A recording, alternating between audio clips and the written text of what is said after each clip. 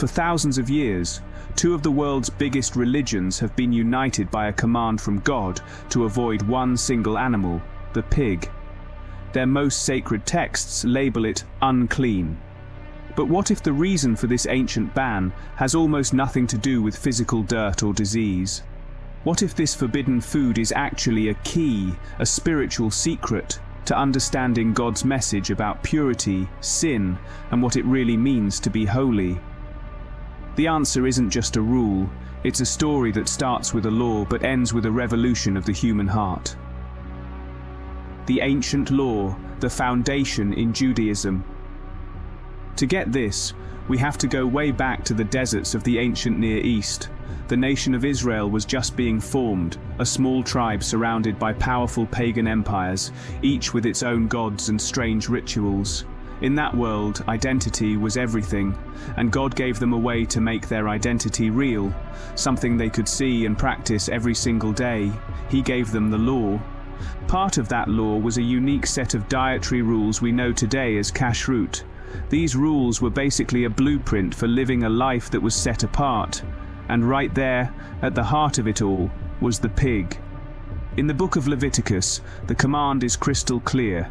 The pig, though it has a divided hoof, does not chew the cud. It is unclean for you. This gets repeated in Deuteronomy. On the surface, it seems like a simple zoological fact, but the meaning goes so much deeper. So, why the pig? The common assumption is that it was for health reasons, a smart way to protect the Israelites from things like trichinosis in a world without refrigerators. And while that might have been a nice side effect which later commentators pointed out, the Bible itself points to a much bigger reason. The main reason was simple: obedience. The laws were a test of faith. What really made Israel different was that they avoided certain animals just because God said so. It wasn't about logic you could figure out from nature. It was about loyalty to a divine promise. Following these rules wasn't just about what was for dinner. It was a daily declaration that said, "We belong to God." And that leads to the second critical point: separation. These dietary laws were powerful covenant markers.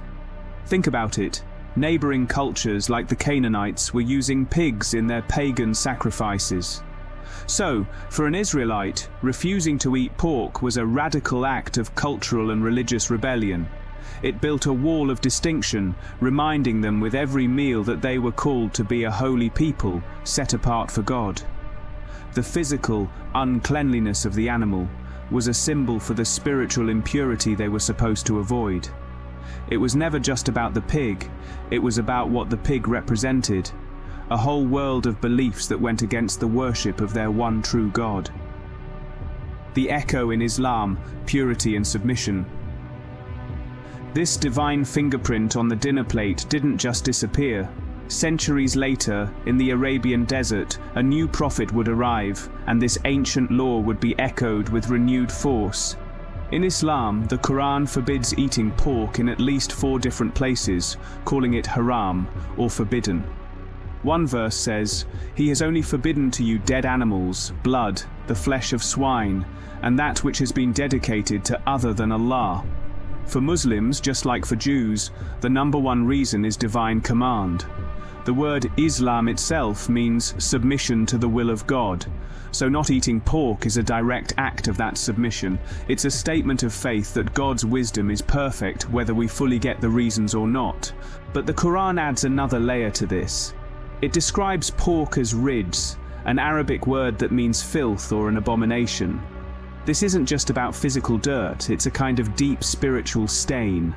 So avoiding pork becomes an act of protecting the soul from corruption. For over 1 billion Muslims today, this rule is a core part of their identity. It connects the global Islamic community, the Ummah, and serves as a daily, personal reminder of their commitment to a pure and devoted life.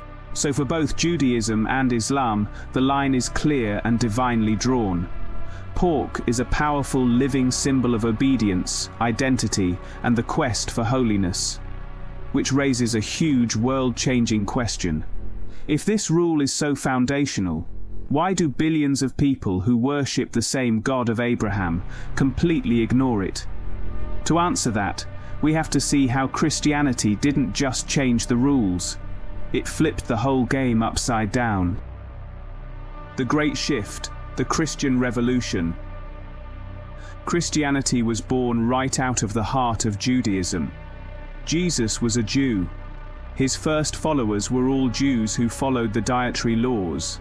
The thought of eating pork would have horrified them. But as the message of Jesus started spreading outside of Israel, a massive crisis hit. Gentiles, non-Jews, were joining the faith, and the early church had to figure something out.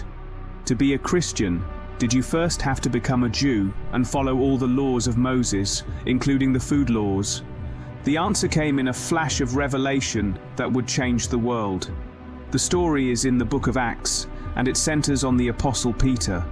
Peter, a devout Jew, has a vision. He sees a giant sheet come down from heaven, filled with every kind of animal you can imagine. Reptiles, birds, and yes, pigs. Creatures he'd spent his whole life believing were unclean. Then a voice from heaven tells him, "Get up, Peter, kill and eat." Peter is shocked. He argues back, "Surely not, Lord. I have never eaten anything impure or unclean." But the response from God is what shattered the old way of thinking. Do not call anything impure that God has made clean. This vision happened 3 times, just to make sure Peter got the message. And it wasn't really about food. Peter quickly realized the unclean animals were a metaphor for people, specifically the Gentiles who were seen as spiritually unclean. God was using the symbol of forbidden food to send a radical new message. The wall separating Jew and Gentile was coming down. Everyone was now welcome in God's family. This moment became a cornerstone of Christian belief, and the Apostle Paul ran with it.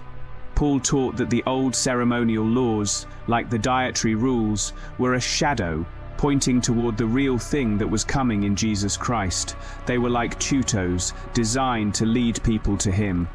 Now that Jesus had come, the reality was here, and the shadow wasn't needed anymore. Holiness was no longer about outside rituals or what you ate. This was just fulfilling what Jesus himself had already taught. He challenged the old thinking head-on, saying, "Nothing outside a person can defile them by going into them. Rather, it is what comes out of a person that defiles them." He said the things that truly make a person unclean are evil thoughts, greed, malice, and pride, all things from the heart. The focus had swung dramatically from external rules to internal character. So for most Christians, the ban on pork was lifted because its symbolic job, to separate one group of people for God, was finished. The new agreement God made through Jesus was based on faith, not on following a list of rules. Eating pork or not eating it became a matter of personal conscience and freedom, not a divine command. And while most of the Christian world embraces this freedom, some groups, to this day, continue to observe the old dietary laws as part of their faith. This journey through history tells us so much about how God speaks to us through powerful, evolving symbols. If you love untangling these kinds of spiritual mysteries and want to explore more hidden meanings in faith, make sure you subscribe and hit the bell so you don't miss what's next. And tell us in the comments, what's a big theological question you want us to tackle next? So, what's the real story behind the world's most forbidden food? It's a breathtaking theological journey. In Judaism and Islam, the ban on pork is still a powerful and living symbol of God's command, a shared identity, and a sacred call to live a holy life, separate from impurity. It's a physical act of devotion. In Christianity, the lifting of that same law became an equally powerful symbol of a totally new kind of purity, one based not on what we do, but on what's been done for us. It signals that God's grace is for everyone, and that true holiness is about a changed heart, not a restricted diet. The pig was never just about the pig. It was a divine teaching tool. It was a symbol God used to teach different lessons about His relationship with us. First, a lesson about being set apart through obedience. Then, through its fulfillment, a lesson about being brought together through an inner change that could unite all people. The story of this one animal isn't a story of contradiction, it's a story of progression, and it leaves every one of us with a timeless question. Where do we find our own purity? In the rules we follow, or in the state of our heart?